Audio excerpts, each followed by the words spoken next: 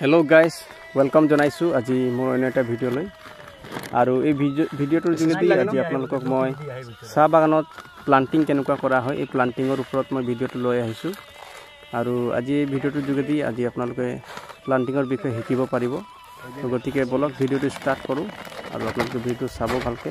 আৰু কিবা যদি জানিব লগা থাকে মোক আপোনালোকে যোগাযোগ কৰিব পাৰে তো এইটো ভিডিওৰ যোগেদি আপোনালোকে এইটো দেখিব পাৰিছে যে বাগানৰ সাইডতে যেটো খালি ঠাই আছে তাতে প্লান্টিং কৰা হৈছে তো এই প্লান্টিংটো যেটো মই সিস্টেম কম যেটো নিয়ম কম এইটো আপুনি নিজৰ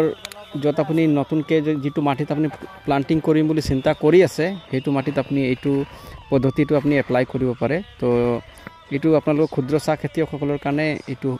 মই কৈ আছো আৰু আমাৰ কোম্পানী বিলাকত যেটো প্লান্টিং হয় হেতু অলপ ডিফাৰেন্ট হয় তো যেটো ক্ষুদ্ৰ চাহ খেতিয়কসকলে যেনেধৰণে সাধাৰণতে আপোনালোকৰ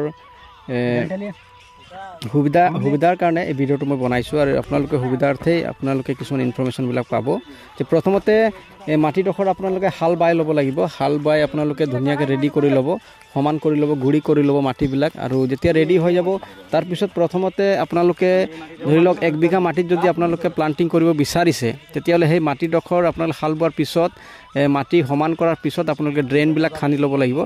ড্ৰেইন বিলাক বনোৱাৰ পিছত আপোনালোকে ষ্টেকিং কৰিব লাগিব প্ৰথমতে আপোনালোকে ষ্টেকিং কৰিব লাগিব আৰু এই ষ্টেকিংটো আপোনাৰ ডিসটেন্সটো আপোনালোকে যেটো যদি আপোনাৰ সিঙ্গেল হেড যদি আপোনালোকে ৰুৱে আপোনাৰ যদি সিঙ্গেল হেড ৰুব বিচাৰে তেতিয়া হলে আপুনি 3.5 আপুনি বহল কৰিব পাৰে আৰু 2.5 আপুনি দীঘল কৰিব যেটো দীঘল হ'ব এটো 2.5 এটা গছৰ পৰা আন এটা গছৰ দীঘলটো হ'ব 2.5 আৰু এজোপা গছৰ পৰা আৰু আন এজোপা গছৰ বহলটো হ'ব 3.5 তো এইদৰে আপোনালোকে ষ্টেকিং প্ৰথমতে কৰি ল'ব আৰু ষ্টেকিং কৰাৰ পিছতে আপোনালোকে তাতে এই পুলিটো ৰুবৰ কাৰণে আপোনালোকে গাঁত খান্দিব লাগিব আৰু পুলিটো ৰুবৰ কাৰণে যেটো আপোনালোকে গাঁত খান্দিব লাগিব হে গাঁতটো আপোনালোকৰ 1.5 আপোনালোকৰ দ হ'ব লাগিব আৰু 1 ফুট আপোনালোকৰ বহল হ'ব লাগিব তাৰ পিছত আপোনালোকে যেতিয়া গাঁতটো আপোনালোকে খান্দিব তেতিয়া ওপৰৰ মাটিটো আপোনালোকে এটা সাইডত ৰাখিব আৰু তলৰ মাটিটো এটা সাইডত ৰাখিব কাৰণ যেতিয়া আপোনালোকে পুলিটো লগাব তেতিয়া সেই মাটিটোৰ প্ৰয়োজন হ'ব আৰু কাৰণ সেই গাঁতটোত আপোনালোকে মাটিটো ফিল আপ কৰিব লাগিব আৰু যেতিয়া পুলিটো লগাব আপুনি তেতিয়া সেই মাটিবিলাক তাতে ফিল আপ কৰিব আৰু আপোনাৰ যেটো আপুনি পুলি ল'ব আপুনি যি জাতেই লক নালাগে কিয় আপোনাৰ যেটো আপোনাৰ ইচ্ছা হয় আপুনি বহুত এনেকা চাৰ ডিফাৰেন্ট জাত বিলাক আছে তাৰ ওপৰত মই ভিডিও এটা অলৰেডি বনাইছো আৰু আপোনালোক মই দিম এই ভিডিওটো আপোনালোকে জাত বিলাক পাব ধৰি লওক TB22 আছে TB9 আছে TB1 আছে S3 A3 আছে এনেকুৱা বিভিন্ন জাত বিলাক আছে তো বিশেষ কৰি আপুনি আপোনাৰ সেই মাটিটোৰ উৰ্বৰতাটো ফাৰ্টিলাইজেশনটো কিমান আছে আপোনাৰ এই মাটিটো কিমান হাৰুৱা আছে হেতুৰ ওপৰতে আপুনি জাত বিলাক আপুনি এই সিলেকশন কৰিব পাৰিব তো আপোনাৰ যেটোৱে জাত নলক কিন্তু আপোনাৰ যেটো আপুনি প্লান্ট আপুনি যেটো পুলি ল'ব সেই পুলিৰ সাইজটো আপোনাৰ কমসে কম আপোনাৰ 12 পৰা 18 ইঞ্চি লৈকে হ'ব লাগিব পুলিটো উখটো আৰু সেই যেটো পুলি আপুনি লগাব সেই পুলিটোত কমসে কম হাতৰ পৰা 8 খিলামান পাত থাকিব লাগিব আৰু চাব আপুনি যাতে মন কৰিব পুলিটো লগোৱাৰ আগত যাতে পুলিবিলাক যাতে দুৰ্বল নহয় আৰু পুলিবিলাক যাতে অকমান সতেজ থাকে সেই পুলিবিলাকে আপুনি সিলেক্ট কৰি পেলাই লগাব আৰু যেতিয়া গাঁত খান্দা হৈ যাব তেতিয়া পুলিটো আপুনি লগাবৰ কাৰণে আপুনি কেইটামান ৰাসায়নিক দ্ৰব্য আপুনি ব্যৱহাৰ কৰিব লাগিব আৰু ৰাসায়নিক দ্ৰব্যৰ লগতে আপুনি মই কৈ দিছো কেনেকৈ কি ব্যৱহাৰ কৰিব লাগিব